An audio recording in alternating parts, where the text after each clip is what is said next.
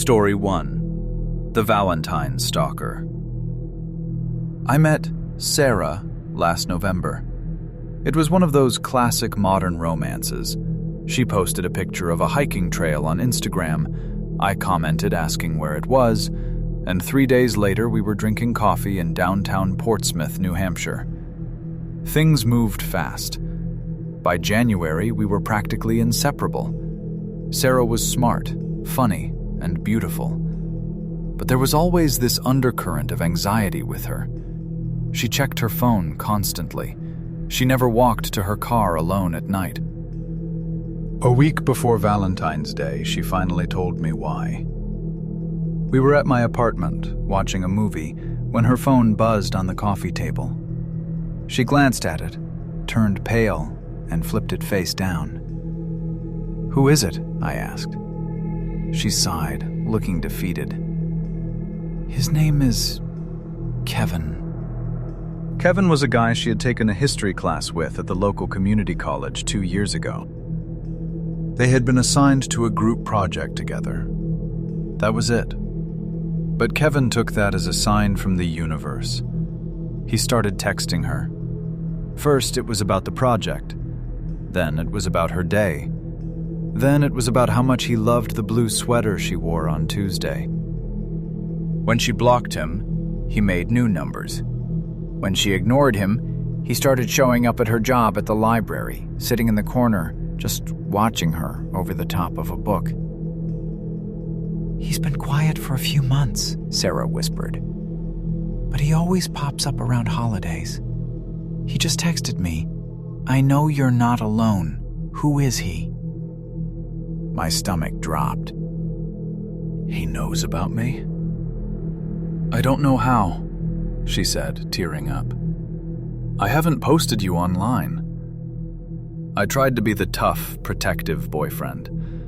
I told her to screenshot everything. I told her if he showed up, I'd handle it. 2 days later, on February 12th, Sarah came home to find a package on her doorstep. It was a heart-shaped box of cheap chocolates, the kind you buy at a gas station. There was no note, just a single dead red rose taped to the lid. 10 minutes later, a text from a spoofed number. "Hope you like the candy. The rose reminded me of you. Dying, but beautiful." She called the police. They took a report, but without direct threats of violence.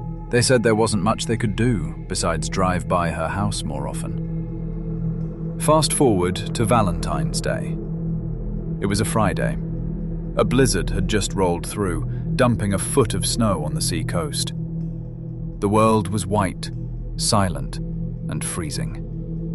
We decided to stay in. Sarah didn't feel safe going out, and honestly, neither did I.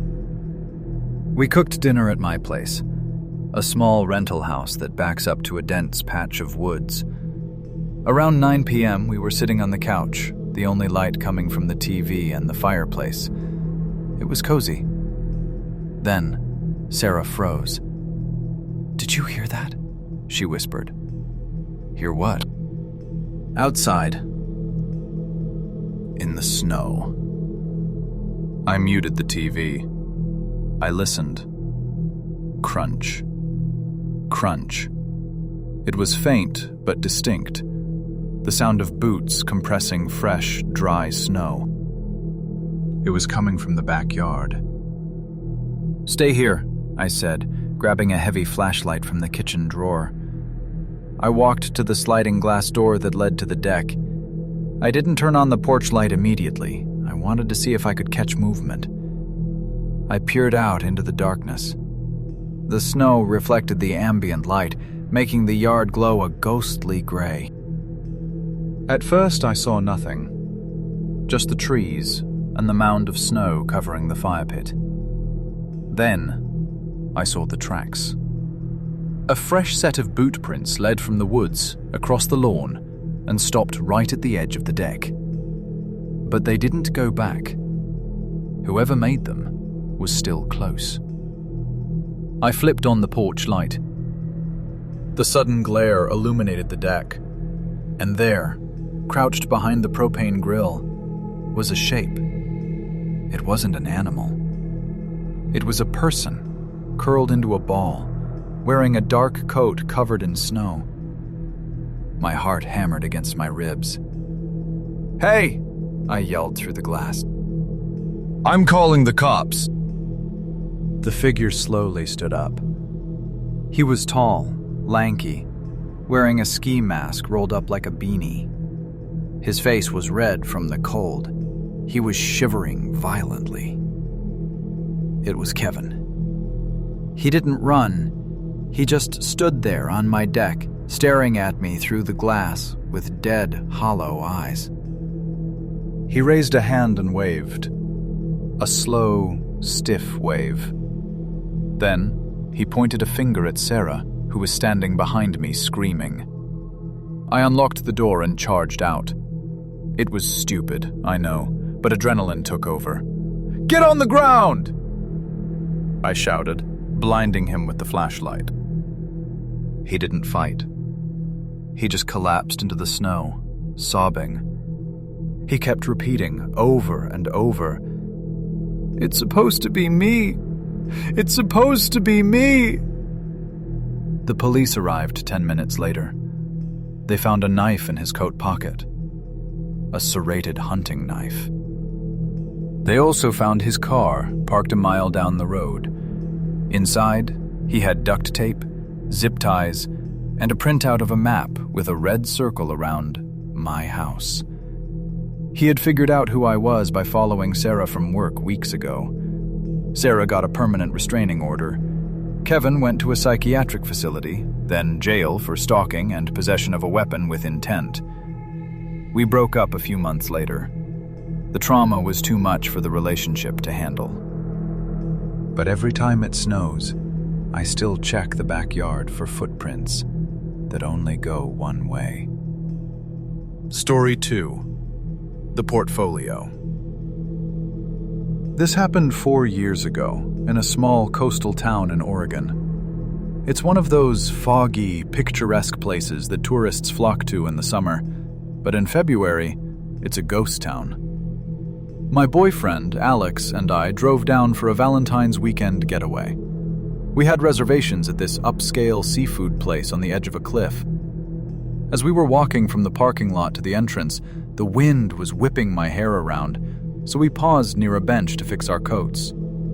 That's when I noticed them. Sitting on the bench, despite the freezing 40-degree weather, was an older couple.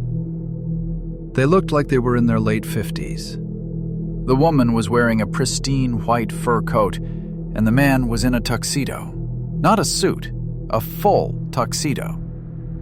They were just sitting there, staring at us with these frozen plastic smiles. As we passed, the woman shot up from the bench. She moved with unnerving speed for her age. "Excuse me!" she called out. Her voice was too loud, too cheerful. "I'm Mrs. Sterling, and this is my husband, Arthur." Arthur didn't speak. He just nodded, his smile not wavering an inch. I squeezed Alex's hand. "Hi," I said, trying to be polite but keep moving. "We couldn't help but notice," Mrs. Sterling continued, stepping into our path. "You two have exquisite bone structure. The symmetry is breathtaking. Arthur and I are photographers. We have a studio just 5 minutes down the road. The lighting there is perfect right now. You simply must let us take your portrait." "No thanks," Alex said firmly. "We have a reservation." "Oh, dinner can wait." She reached out and touched the sleeve of my coat. Her fingers were ice cold. "We don't want money. We just want to capture your essence for the collection." "We're leaving," Alex said. He physically steered me around them and pushed me through the restaurant doors. Inside, we tried to laugh it off. "Essence for the collection?" Alex joked. "Sounds like code for we want to wear your skin." We ate dinner, but I couldn't shake the feeling of being watched. When I went to the restroom, I peered out the window. The bench was empty. We decided to skip dessert and go to this retro arcade down the street to play some skee-ball. We were the only ones there, aside from the bored teenager behind the counter. About 20 minutes in, I heard the bell on the front door chime. I turned around, and my blood ran cold. Standing in the doorway were the Sterlings. They weren't playing games. They were standing side by side, scanning the room. When Mrs. Sterling saw me, her eyes widened, and that same manic smile stretched across her face. "There you are," she exclaimed, walking toward us. "Fate keeps bringing us together. It's a sign." Arthur, the husband, finally spoke. His voice was deep and gravelly. The lighting is fading. We need them now. "You guys are following us," Alex said, his voice rising. "Back off, or we're calling the cops." Mrs. Sterling's smile faltered for a second, replaced by a look of genuine annoyance. "Don't be difficult, dear. Art requires sacrifice." We dropped our tokens and speed-walked out the back exit. We ran to Alex's car and locked the doors. We sat there for a minute, hearts pounding. "Let's just go back to the Airbnb," I said. "This night is ruined." The drive back to our rental was about 15 minutes down a winding 2-lane road through a dense pine forest. There were no streetlights. It was pitch black. We were about 3 miles in, driving in silence, when we saw headlights in the rearview mirror. A car was gaining on us fast. It was an old, boxy Lincoln town car. "Is that them?" I asked, looking back. "I don't know," Alex said, gripping the wheel. Suddenly, bang! The car jerked violently to the right. The sound of rubber shredding filled the cabin. We had blown a tire. Alex fought to keep control, wrestling the car to the shoulder. We skidded to a halt in the gravel. "Get out," Alex whispered instantly. "Get out now." "What about the spare?" "No," he hissed. "2 tires don't blow at the same time on a smooth road. That was a trap." He killed the lights. We scrambled out of the passenger side and dove into the thick fern underbrush of the forest, crawling on our bellies until we were hidden behind a large redwood stump. Seconds later, the Lincoln town car screeched to a halt behind our crippled vehicle. The doors opened. The Sterlings stepped out. Mrs. Sterling wasn't smiling anymore. She was holding a heavy-duty spotlight. Arthur opened the trunk of their car and pulled out a large black duffel bag. It clanked like it was full of metal tools. "Check the car," Arthur commanded. Mrs. Sterling shined the light into our empty windows. "They're gone." "Damn it!" Arthur kicked our bumper. "We took too long with the caltrops. They must have run into the woods." "Can we hunt them?" Mrs. Sterling asked, her voice trembling with excitement. "No," Arthur growled, throwing the bag back into the trunk. "Too much risk. If they have phones, the police are already on the way. We abort." They got back into their Lincoln, slammed the doors and peeled out, leaving us alone in the dark. We stayed behind that stump for 20 minutes until the state trooper arrived. When he inspected our tires, he found homemade spikes embedded in the rubber. Nails welded together into caltrops, scattered across the road. We never found out who the Sterlings really were. But sometimes, I look at missing persons posters, and I wonder how many of them ended up in that collection. Story 3. The Screaming Guest. This happened in February of 2019, during my sophomore year at the University of Wisconsin-Madison. That winter was brutal. We were in the middle of a polar vortex, with temperatures dropping to -20 degrees. The whole campus felt like a frozen wasteland. I had just moved into a cheap ground-floor apartment off campus. It was a bit dingy, with windows that sat flush with the sidewalk outside, but it was mine. Being newly single right before Valentine's Day, I was feeling the isolation pretty hard. A few days before the holiday, I matched with a girl named Chloe on Tinder. Chloe was cute, in an indie, artsy way. Dyed silver hair, thick-rimmed glasses, and a bio that said she was a transfer student studying art history. We texted for a couple of days. She was a little dry in her responses, but I just assumed she was shy. Since the weather was life-threateningly cold, we decided to skip the bar scene for Valentine's Day. She agreed to come over to my place for takeout and movies. When she arrived around 7 p.m., she was bundled up in so many layers I could barely see her face. She seemed normal enough at first, though she had this intense way of staring at me without blinking for long stretches of time. We ate pizza, drank some cheap wine, and eventually, things moved to the bedroom. Everything went fine. We hooked up, and afterwards we both fell asleep around 1 a.m. I'm usually a heavy sleeper, but something woke me up around 3:30 a.m. I felt the weight shift on the mattress. In the dark, I saw Chloe slide out of bed. She didn't say anything. She walked silently to the bathroom in the hallway, turning on the light and shutting the door. I rolled over and went back to sleep, thinking nothing of it. I woke up again at 5:15 a.m. The first thing I noticed was the cold. My bedroom door was open, and a draft was cutting through the apartment. I reached over to the other side of the bed. Empty. The sheets were ice cold.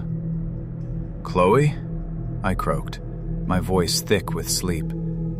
I sat up and looked toward the bathroom. The light was off. The door was open. Then I saw her. Chloe was standing in the far corner of my bedroom, near the closet. She was completely naked. Her back was turned to me, and she was standing perfectly still, facing the corner of the walls like a punished child in a horror movie. My stomach dropped.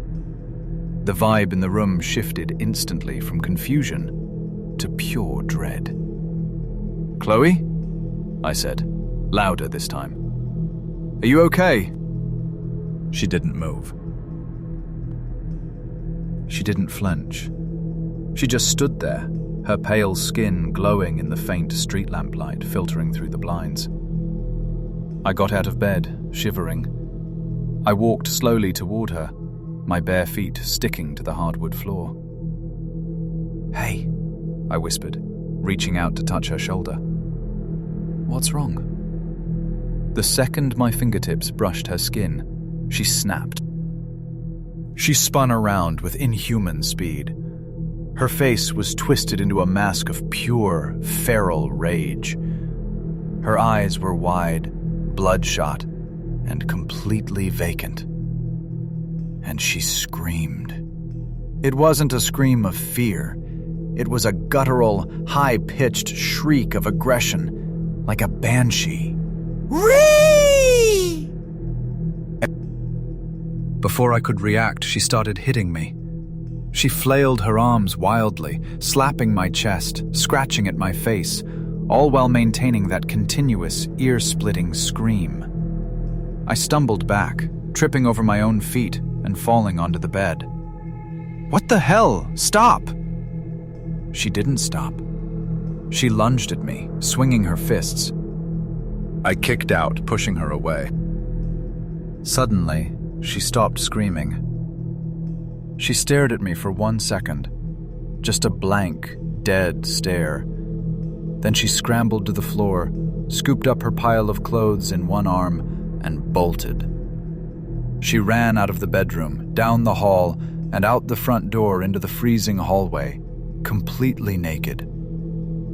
I sat there on the bed, hyperventilating, holding my scratched chest.